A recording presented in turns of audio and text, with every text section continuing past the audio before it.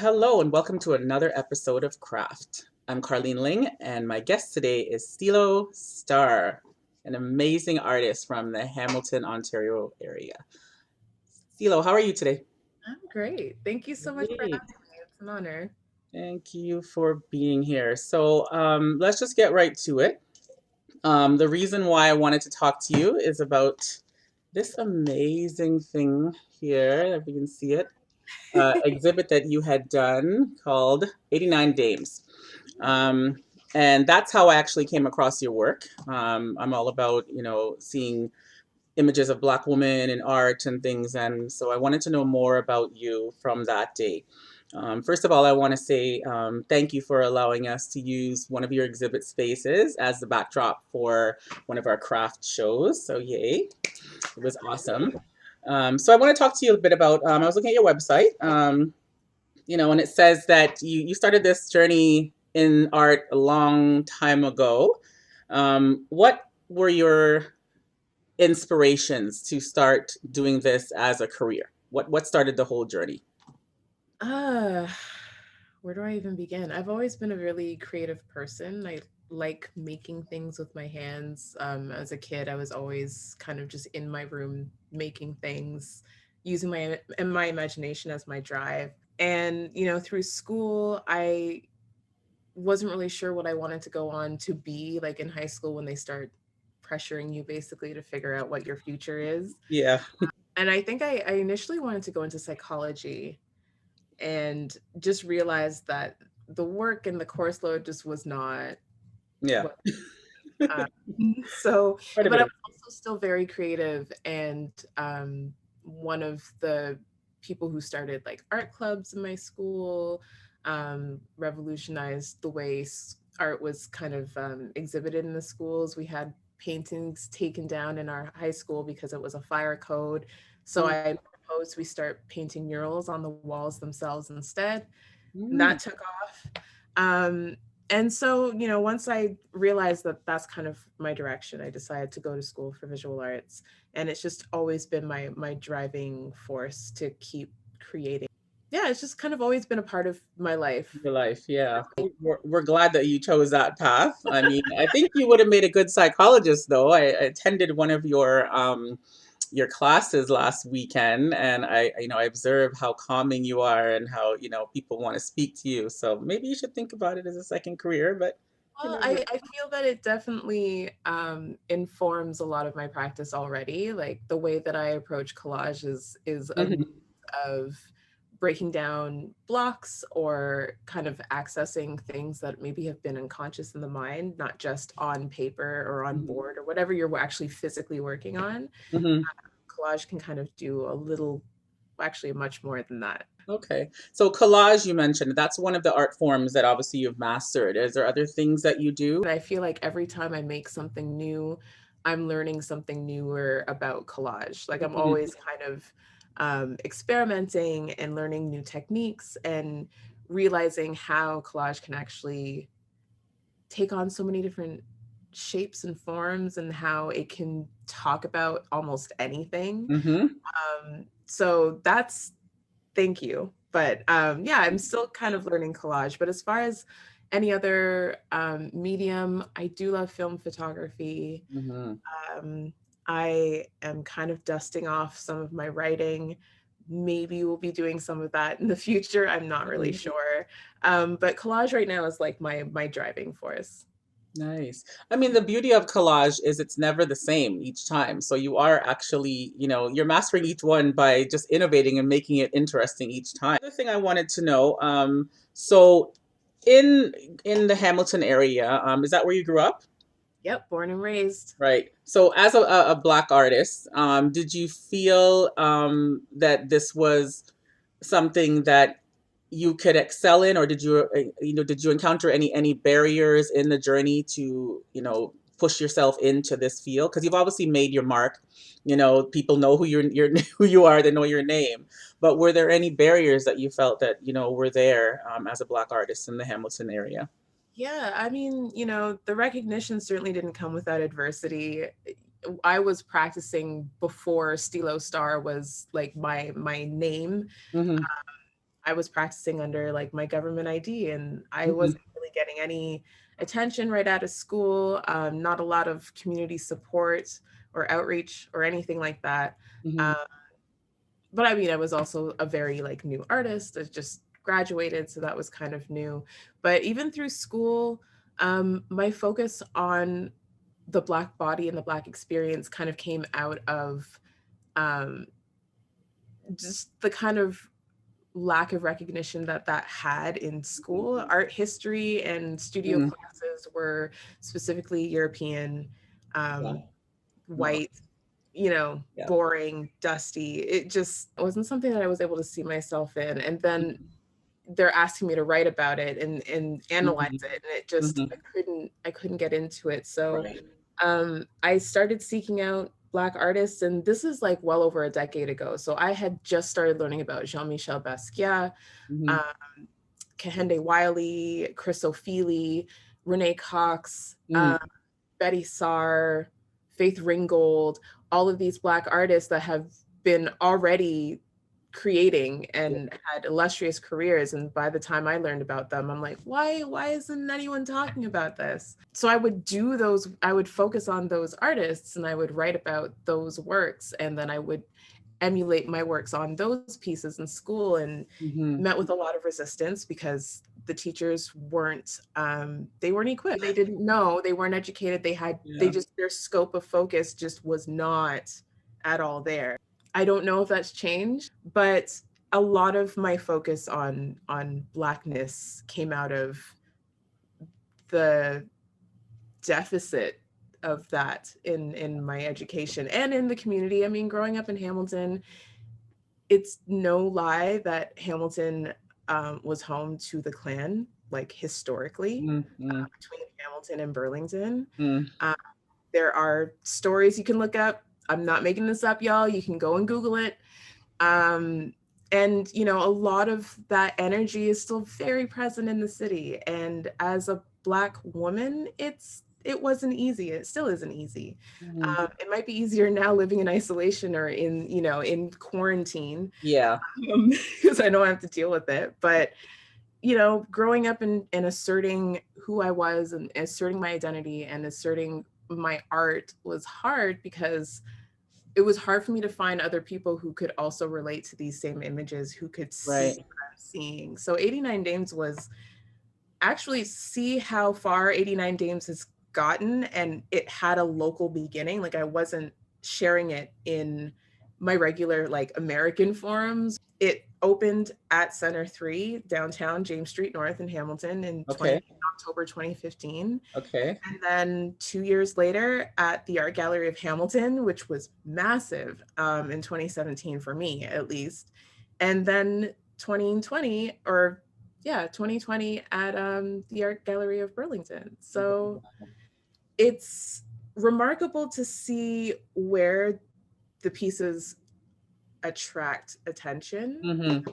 but it's also, you know, being mindful of like, am I being exoticized? Are these pieces being exoticized just based on where they're being shown? So, Right. you know, there's a lot of there's no cut and dry, cut, paste and dry kind The irony. of answer to that question. Cut and No, paste. there's no real answer to that question because like Yeah. I'm always grappling with that. So yeah, I guess the answer is yes. I'm always grappling with With my barriers and kicking down doors yeah, and then feeling in that space that you've been invited to, like, am I here because of me or because right. I'm trending? I like And to say that then, word. you know, checking Mhm. that when the flags go off and when it checks Your out, you tuition, know, yeah. and it's not easy either because Mhm. it's easier to have your reputation destroyed as a Black person in general Yeah. in the public sphere than it is for nearly anyone else. Right. So, you know, it's choosing your battles, Mm-hmm. but sticking to creation as like sticking to your purpose. And my purpose is to create. Yeah. Yeah.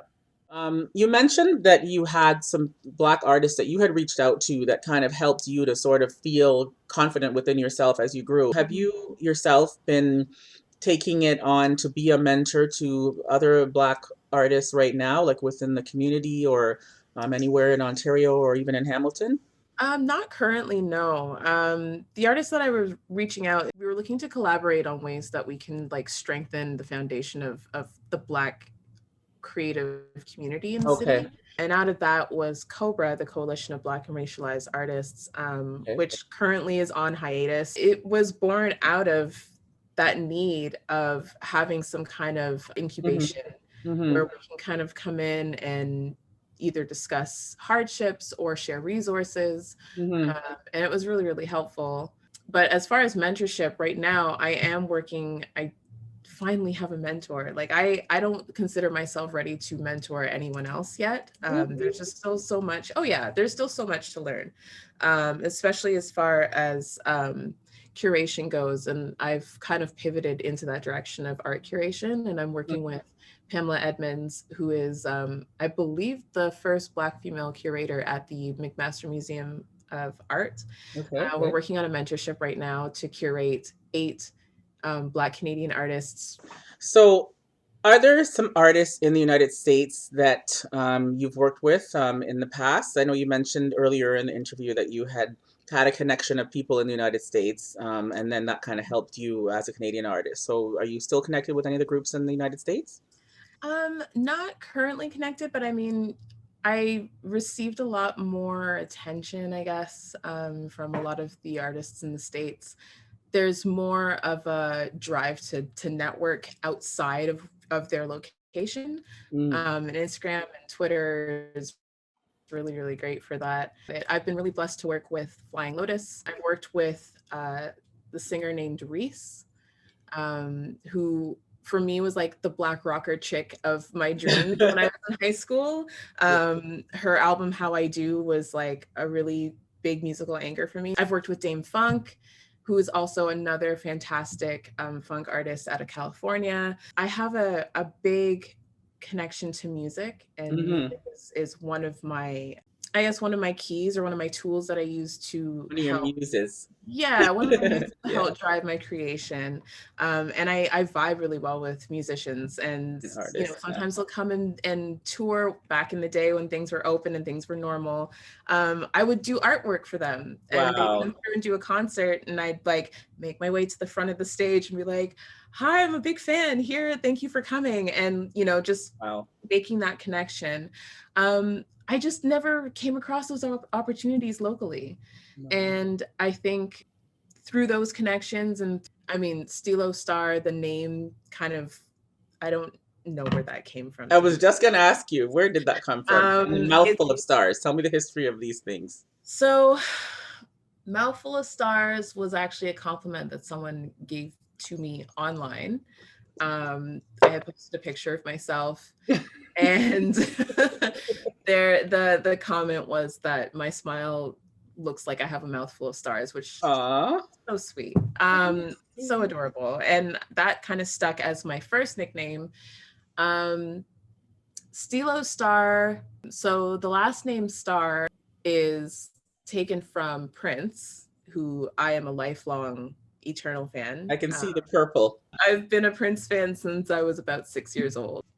He, as a producer, had a pseudonym named Jamie Starr. So I took the last name Starr with 2 R's just for some style.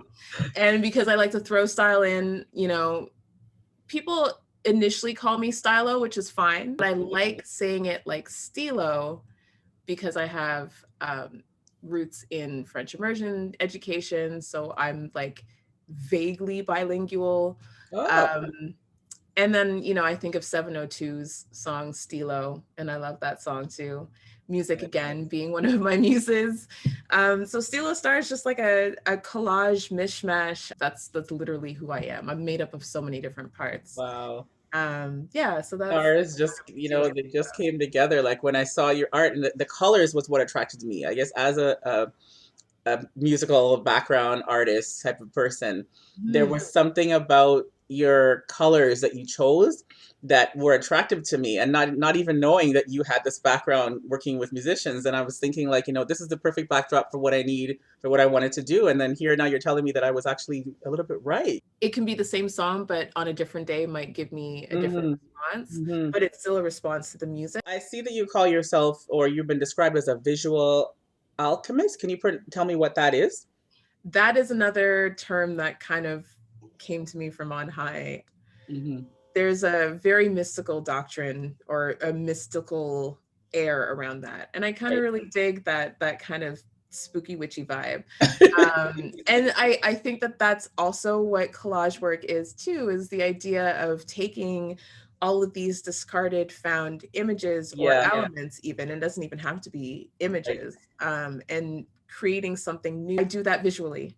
So it just made sense to consider myself a visual alchemist because uh, professional cut and paster just didn't sound cute enough, I guess. I don't know. It's cut Yeah. and paste, and you can do it however you see fit. And I think that's really beautiful. Yeah. So 89 Dames, how did you first come up with that? What gave you the idea?